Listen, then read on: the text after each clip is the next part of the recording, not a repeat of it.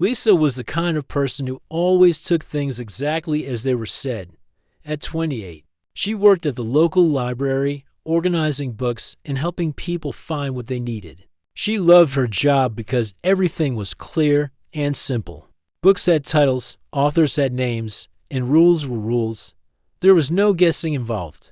Her friends often joked that Lisa was serious about words. When someone said it's raining cats and dogs, Lisa would actually look up at the sky, confused, about where the animals were supposed to be falling from.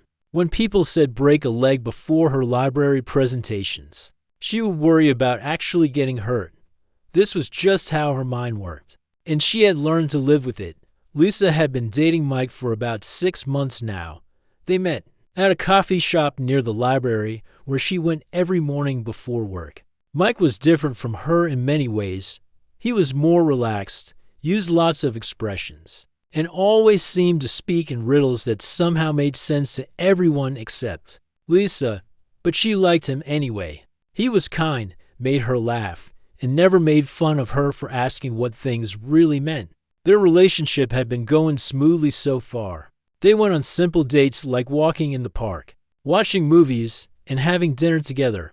Mike seemed happy, and Lisa felt comfortable with their routine. Everything was predictable and safe, which was exactly how Lisa liked her life to be. One Tuesday evening, Mike came over to Lisa's small apartment. She had made spaghetti, which was one of the few things she could cook really well. They sat on her old blue couch, the same one she had bought when she first moved out of her parents' house 5 years ago. The TV was playing some comedy show, but neither of them was really watching it. Mike seemed different that night. He kept looking at her in a way that made Lisa feel like he wanted to say something important. She had noticed this behavior for the past week. He would start to speak, then stop. He would reach for her hand, then pull back. Lisa wondered if he was getting sick or if something was wrong at his job. After they finished eating, Mike turned off the TV and moved closer to her on the couch. Lisa could tell this was going to be one of those serious conversations. She prepared herself by sitting up straight and giving him her full attention, just like she did when patrons at the library needed help with complicated research questions. Lisa, Mike said, taking her hands in his, "I've been thinking a lot about us lately." Lisa nodded. This sounded reasonable. People should think about their relationships. It was probably healthy. "I think we're ready to take things to the next level," he continued. Lisa considered this carefully. The next level could mean many things. Maybe he wanted to meet her parents. Maybe he wanted her to meet his parents. Maybe he wanted to move in together or get a pet together. These all seemed like logical next steps for people who had been dating for 6 months. "What kind of next level?" she asked, wanting to be sure she understood correctly. Mike smiled and moved even closer to her. His voice dropped to a whisper. "The way people talked in movies during romantic scenes. I want to be close to you, Lisa. Really close. I want to be inside you in every way possible." Lisa's brain immediately started working on this sentence.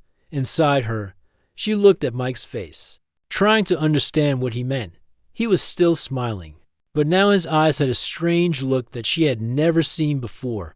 "Inside me," she repeated, slowly, wanting to make sure she had heard correctly. "Yes," Mike said, his voice getting softer. "I want to be completely inside you." Lisa felt her heart start beating faster, but not in a good way. She tried to think of any normal explanation for what Mike could mean.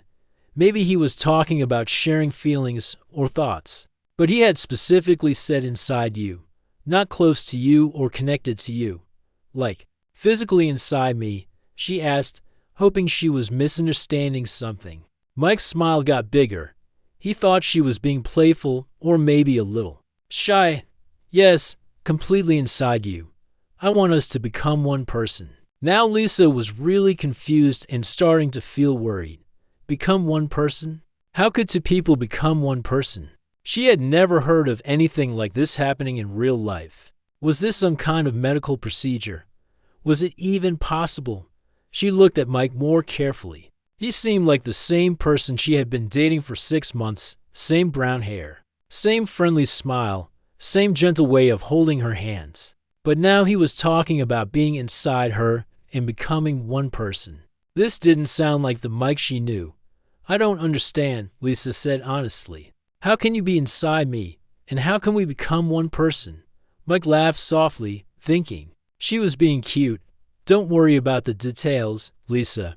When the time is right, you'll understand everything. This answer made Lisa feel even more worried. In her experience, when people said not to worry about details, it usually meant the details were very important and possibly very bad.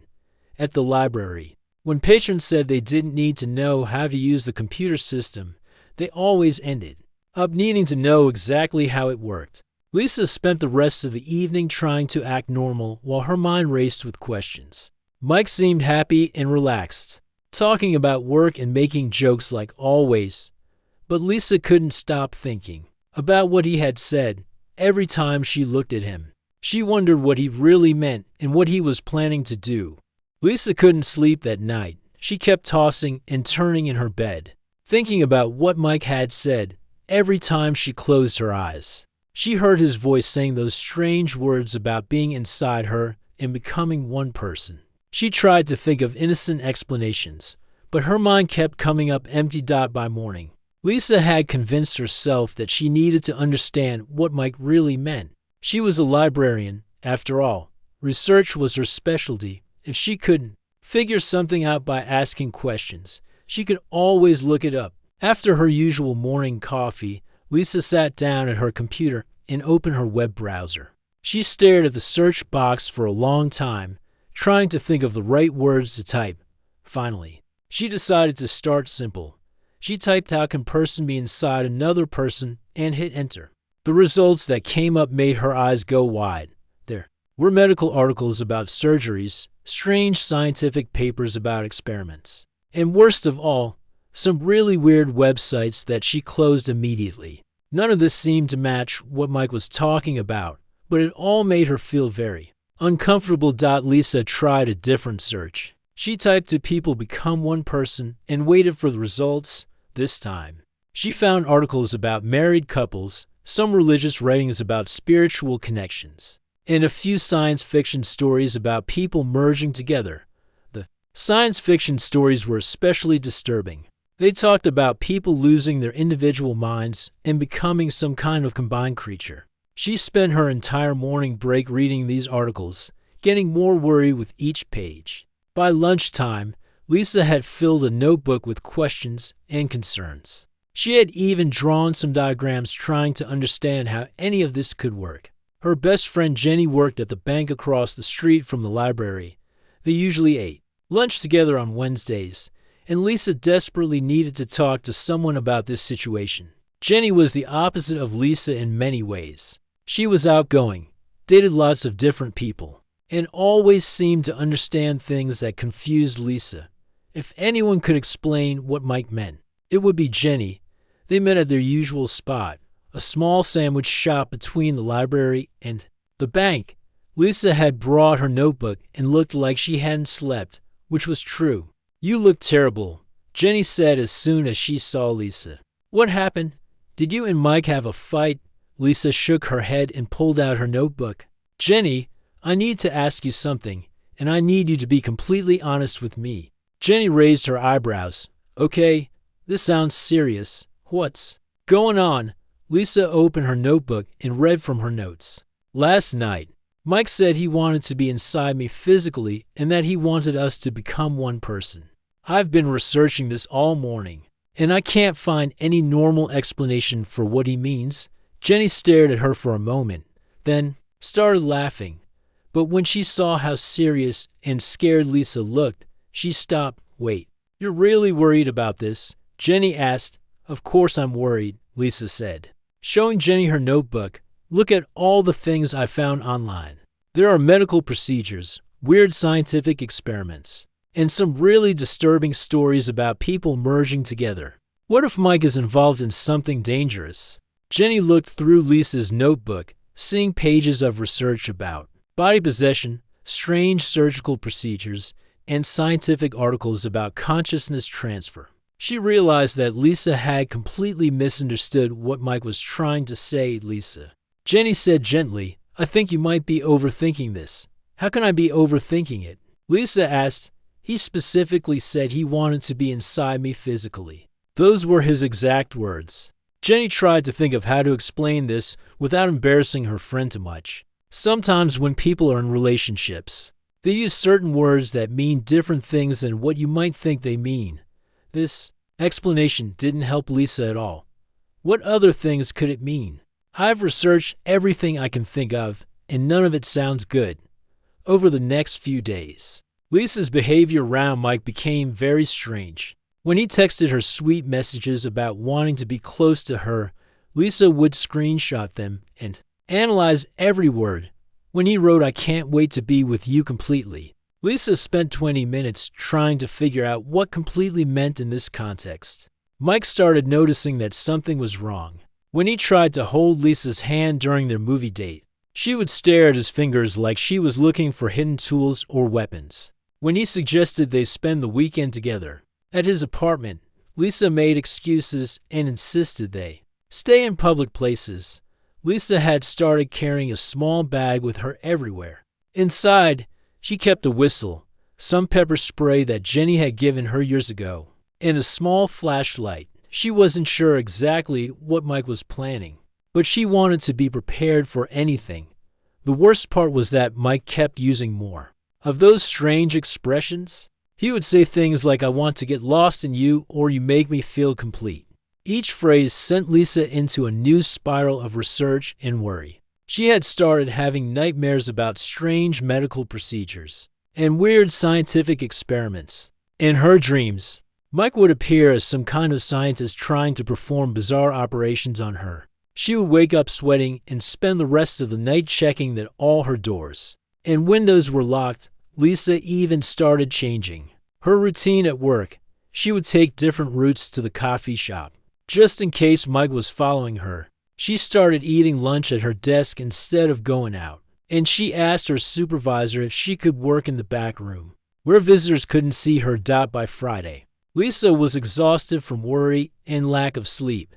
She had filled 3 notebooks with research and theories about what Mike might be planning. She had even started wondering if the Mike she knew was the real Mike, or if something had happened to change him into someone else entirely. By the following week, Lisa's fear had grown into something much bigger. She wasn't just worried anymore. She was genuinely terrified. Every night, she would lie awake thinking about all the research she had done and all the strange things Mike had been saying. Her imagination had started creating the most horrible scenarios about what might happen to her. The nightmares were getting worse too. She would dream about Mike appearing in her apartment with strange medical equipment. Sometimes he would be wearing a white coat like a doctor, holding weird tools she had never seen before. Other times, he would just stand there smiling while talking about how they were going to become one person forever. Lisa would wake up from these dreams feeling sick and scared. She started keeping a lamp on all night because the darkness made everything feel more frightening. She also moved a chair in front of her bedroom door, even though she knew it wouldn't really stop anyone who wanted to get in. During the day, Lisa found it hard to concentrate on her work. At the library, when people asked her for help finding books, she would get distracted thinking about Mike. She started making mistakes with the computer system and putting books in the wrong places. Her supervisor, Mrs. Rodriguez, noticed that something was wrong, but Lisa couldn't explain what was bothering her. The worst part was that Mike kept texting her romantic messages that sounded more and more suspicious to Lisa's worried mind. When he wrote, I dream about you every night, Lisa wondered if he was planning something in his dreams. When he said, I can't wait to make you mine forever, Lisa spent hours trying to figure out what make you mine could possibly mean. Lisa had started avoiding places where she might run into Mike unexpectedly. She stopped going to the usual coffee shop and started buying her morning coffee from a vending machine at work instead. She changed her lunch schedule so she wouldn't be eating at the same time as usual. She even started taking a different route home from the library. But Mike was persistent. He called her several times asking if everything was okay and why she seemed so distant lately. Lisa tried to act normal during these phone calls, but it was getting harder and harder. When Mike suggested they go on a weekend trip together, Lisa felt her heart start racing with panic. A weekend trip, she repeated into the phone, trying to keep her voice steady. Yeah, I found this great little cabin about 2 hours from here, Mike said enthusiastically. It's really peaceful and quiet. We could have the whole place to ourselves. Lisa's mind immediately started imagining the worst possible scenarios. A cabin in the woods, far away from other people, where no one could hear her if she needed help. It sounded like the perfect place for someone to do strange experiments or procedures without being interrupted. I don't think I can go this weekend, Lisa said quickly. I have to work extra hours at the library. What about next weekend then? Mike asked. Or we could just go for one day if you prefer. Lisa made more excuses, saying she was busy with family stuff and library projects. Mike sounded disappointed but said he understood. After she hung up the phone, Lisa realized her hands were shaking. That afternoon, something happened that made Lisa's fears reach a whole new level. Mike showed up at the library unannounced, carrying a bouquet of flowers and wearing a big smile. Lisa was working at the front desk when she saw him walking toward her. Without thinking, Lisa panicked completely. She dropped the book she was holding and dove under her desk, crawling toward the back wall where she pressed herself against the bookshelf. Lisa, Mike called out, sounding confused. What are you doing? Several library patrons had stopped what they were doing and were staring at the strange scene. Mrs. Rodriguez came rushing over from her office to see what was happening. Is everything all right here? Mrs. Rodriguez asked, looking between Mike and the desk where Lisa was hiding.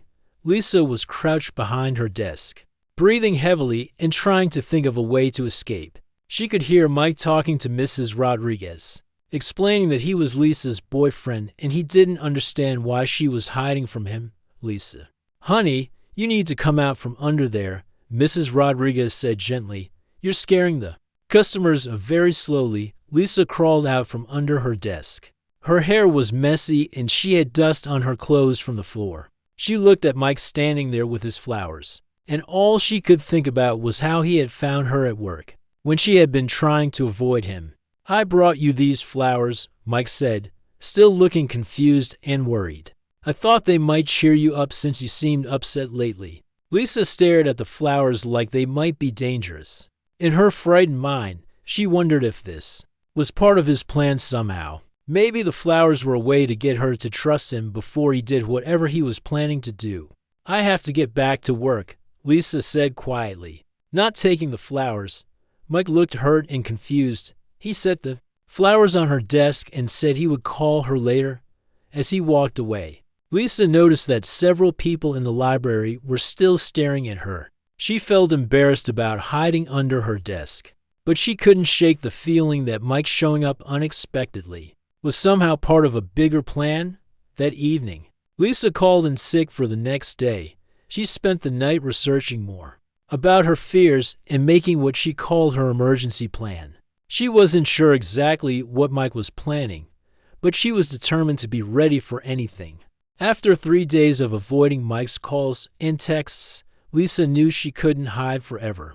He had started leaving worried messages saying he was concerned about her and asking if she was sick or if something terrible had happened. His voice sounded genuinely caring, which made Lisa even more confused about what was really going on. Mike had also left messages saying he wanted to cook dinner for her to help her feel better. In Lisa's frightened mind, this sounded like the perfect opportunity for him to carry out whatever plan he had been developing. She imagined him putting strange substances in the food, or using the dinner as a way to get her somewhere private where no one could help her. But Lisa also knew that continuing to avoid him would only make him more suspicious. She needed to find out exactly what he was planning so she could protect herself properly. After much thought, she decided to agree to the dinner, but only if she could control the situation. Lisa spent hours preparing what she now thought of as her survival kit. She packed a small backpack with a whistle, the pepper spray Jenny had given her, a small flashlight, her cell phone with emergency numbers programmed in, and a bottle of water in case he tried to drug her food. She even wrote a note explaining where she was going and left it on her kitchen table, just in case something happened to her. She also came up with what she thought was a clever plan. She would arrive at Mike's apartment early, before he expected her, so she could look around and see if he had any strange equipment or medical tools. She would also insist on helping him cook so she could watch what went into the food. On Friday evening, Lisa arrived at Mike's apartment 30 minutes before the time they had agreed on. She knocked on the door while clutching her backpack tightly, ready to run if necessary. Mike answered the door wearing an apron that said "Kiss the Cook" and holding a wooden spoon. He looked surprised but happy to see her early. "Lisa, you're early, but that's perfect. I was just starting to prepare everything," he said, giving her a hug. Lisa stood stiffly during the hug, trying to feel if he was hiding any strange tools or instruments under his clothes. All she could detect was the normal feeling of someone wearing regular clothes, but she remained suspicious. "What are you making?" she asked, following him into the kitchen while scanning the room for anything that looked medical or scientific. "Your favorite," Mike said cheerfully, "chicken with that cream sauce you love. And I got ingredients to make chocolate cake for dessert." Lisa looked around the kitchen carefully. Everything looked normal, just regular pots, pans, and cooking utensils. But she knew that appearances could be deceiving. "Can I help you cook?" she asked, wanting to keep an eye on everything that went into the food. "Of course. You can help me with the sauce while I prepare the chicken."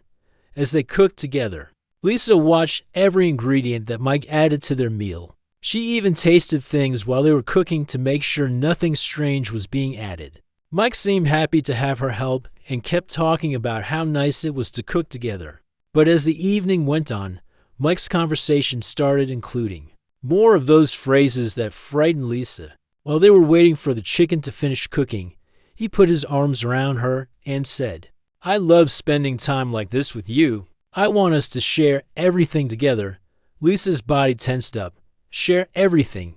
"Yes, everything," Mike said, pulling her closer. "I want to know all your thoughts, all your feelings, all your dreams. I want us to have no secrets from each other."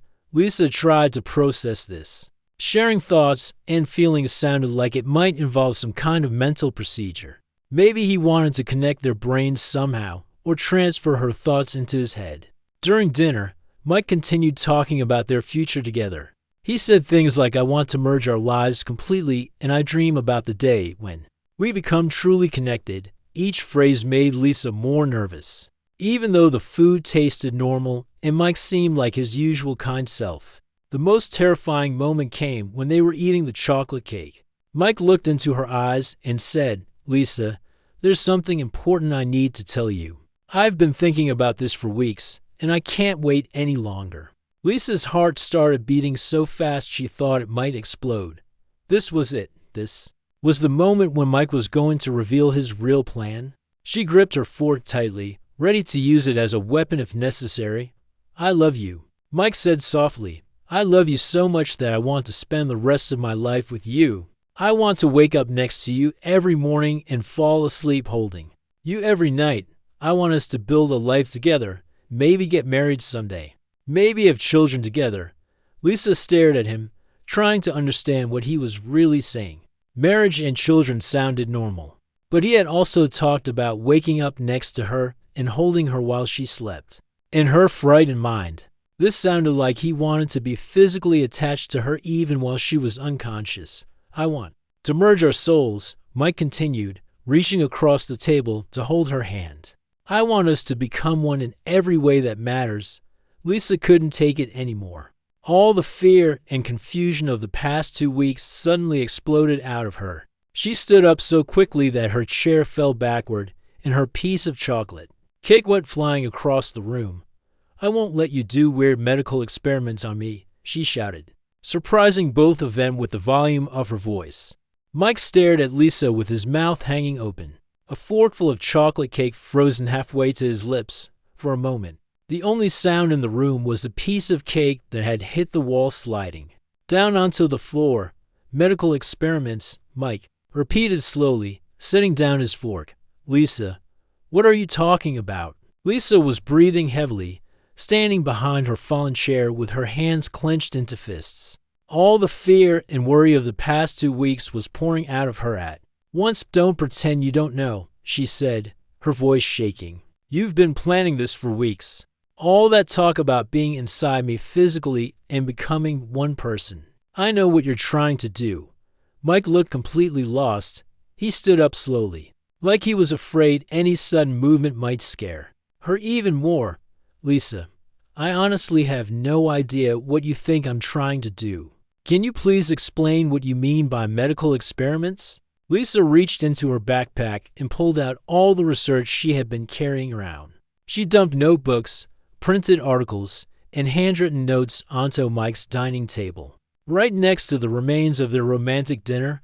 I've been researching everything, she said, flipping through pages frantically. Look at all this stuff about people merging together in weird surgical procedures and consciousness transfer experiments. I found articles about body possession and strange scientific studies where people tried to combine into one person. Mike picked up one of Lisa's notebooks and started reading her careful notes. His eyes got wider and wider as he saw page after page of research about the most bizarre and frightening topics imaginable.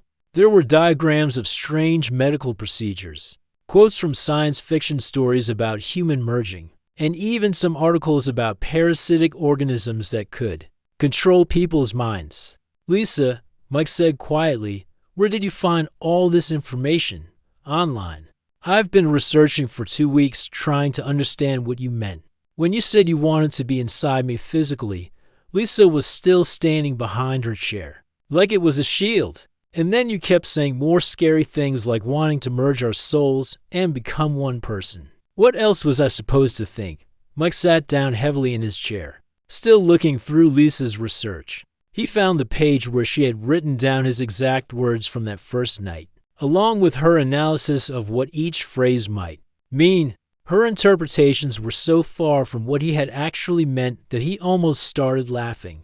But he could see how genuinely terrified she was. And then you wanted to take me to a cabin in the woods where no one could hear me scream. Lisa continued, and you kept showing up places unexpectedly like you were following me. And tonight you wanted to cook me dinner where you could put strange substances in the food. Strange substances?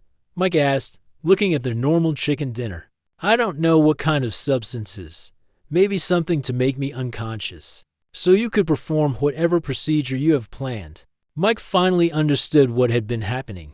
All those times Lisa had acted strangely, all her weird behavior, all the times she seemed scared of him, she had thought he was planning to do some kind of horrible experiment on her. Lisa, he said gently, I think we have a very big misunderstanding here. Don't try to trick me. Lisa said, but her voice was starting to sound less angry and more confused. I heard what you said. You specifically said you wanted to be inside me physically. Mike took a deep breath. He realized he needed to be very careful about how he explained this, because Lisa's mind worked differently than most people's minds. Lisa, when I said I wanted to be inside you, I wasn't talking about any kind of medical procedure or scientific experiment. He said slowly, I was trying to talk about physical closeness between people who love each other. Lisa looked suspicious. What kind of physical closeness? Mike felt his face getting red. This was not how he had imagined having this conversation. The kind of physical closeness that couples have when they love each other very much, the normal, natural kind that doesn't involve any surgery or experiments or weird science. Lisa stared at him for a long moment. You mean, like holding hands and hugging? Well, yes, but more than that, Mike said, trying to figure out how to explain this clearly. Lisa, when adults love each other and are in a committed relationship, they sometimes express that love through physical intimacy. That's what I was talking about. Not anything scary or dangerous or involving medical equipment. Lisa's expression started to change as she began to understand. You mean normal relationship stuff? Yes, Completely normal relationship stuff that people do when they care about each other. Lisa looked down at all her research scattered across the table. Pages and pages of terrifying articles about body possession and consciousness transfer and weird surgical procedures. All because she had misunderstood what Mike was trying to tell her about normal human relationships. "Oh," she said in a very small voice, "and when I said I wanted us to become one person." Mike continued, "I meant emotionally, like how couples say they're soulmates or they complete each other, not literally becoming one physical person." "Oh," Lisa said again, even quieter this time. Mike stood up and walked around the table toward her, moving slowly so she wouldn't get scared again. "Lisa, I would never hurt you or do any kind of experiment on you. I love you exactly the way you are. All I want is to be close to you in a normal, healthy relationship." Lisa looked up at him, and Mike could see that she was starting to believe him. But she also looked incredibly embarrassed about all the research and panic, and hiding under her desk at the library. "So you're not planning to perform weird medical procedures on me?" she asked. "Definitely not," Mike said, reaching out to hug her. "The only thing I'm planning is to keep loving you and maybe convince you to help me clean up this chocolate cake mess." Lisa finally smiled for the first time in 2 weeks.